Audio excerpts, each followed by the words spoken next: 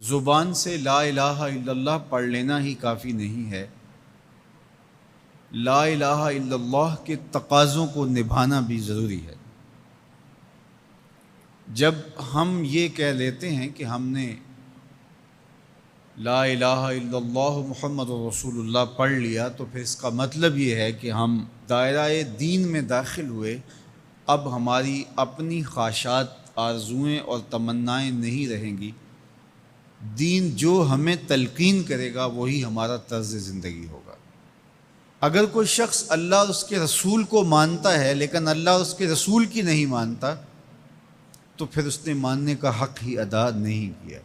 اس لیے شریعت بیضا ہم سے اس بات کی متقاضی ہے کہ ہم اللہ اور اس کے رسول کی ہر بات کو مانیں، اور جو ان کی طرف سے ہمیں نظم زندگی اختیار کرنے کی تلقین کی گئی ہے وہ ہم اختیار کریں۔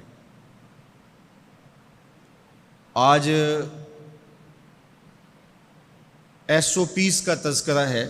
مختلف شعبہ حیات میں جب آپ کسی بھی دائرے میں داخل ہوتے ہیں تو وہاں کے ضوابط کو، وہاں کے قوانین کو فالو کرنا آپ کے اوپر لازم ہوتا ہے۔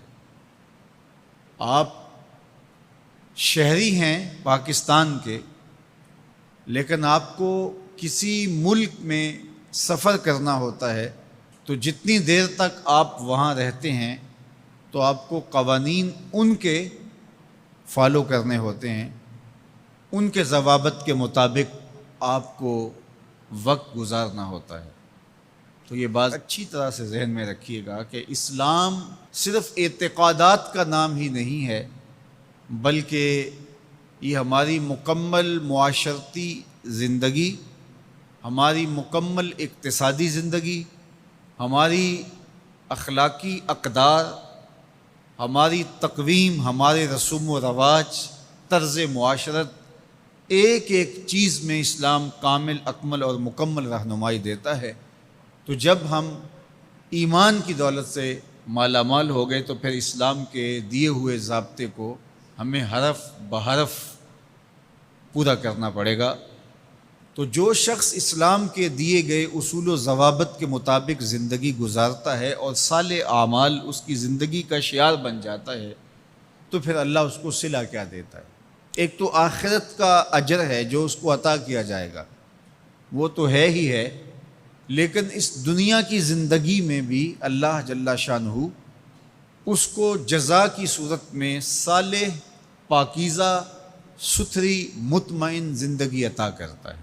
اللہ اس کے لیے رزق حلال کے اسباب پیدا کر دیتا ہے۔ دیکھیے، جو میری اور آپ کی قسمت میں لکھا ہے، ہمارا جو مقسوم ہے، وہ ہمیں مل کے رہے گا۔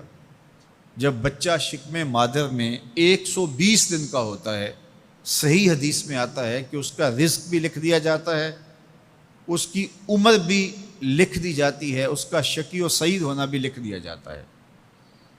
یہ لکھ دیا گیا ہے، قلم اٹھا لیا گیا، سیاہی خشک ہو گئی، میرا اور آپ کا لکھا ہوا مقدور ہے، مقسوم ہے، وہ ہمیں ہر صورت میں مل کے رہے گا۔ لیکن یہ ہمارا اختیار ہے کہ ہم اس لکھے ہوئے کو، اس مقسوم کو حاصل کیسے کرتے ہیں، بذریعہ حلال حاصل کرتے ہیں یا بذریعہ حرام حاصل کرتے ہیں، تو یہ انسان پہ چھوڑا گیا ہے۔ لیکن جو شخص اچھے اعمال کے ذریعے سے اپنے رب کی رضا جوئی میں لگا رہتا ہے، تو اللہ اس کے مقسوم کو اس تک حلال ذرائع سے پہنچاتا ہے، اس کو اس کی توفیق نصیب کر دیتا ہے کہ وہ حرام کی طرف نظر بھی اٹھا کر نہیں دیکھتا اور وہ حلال رزق اختیار کرتا ہے۔ تو جو اچھے اعمال کرنے لگتا ہے، اللہ اس کے لیے ایسے راہ کشادہ کر دیتا ہے کہ اس کو نیکی کی توفیق دیتا ہے اور گناہوں سے اس کو محفوظ رکھتا ہے، اس کے لیے اسباب مہیا کر دیتا ہے۔ اللہ کے محبوب علیہ السلام نے ارشاد فرمایا، اذا اراد اللہ بعبد خیرا اصلہ، جب اللہ کسی شخص کی بھلائی کا ارادہ کرتا ہے تو اس کو شہد کی طرح میٹھا اور مرغوب بنا دیتا ہے۔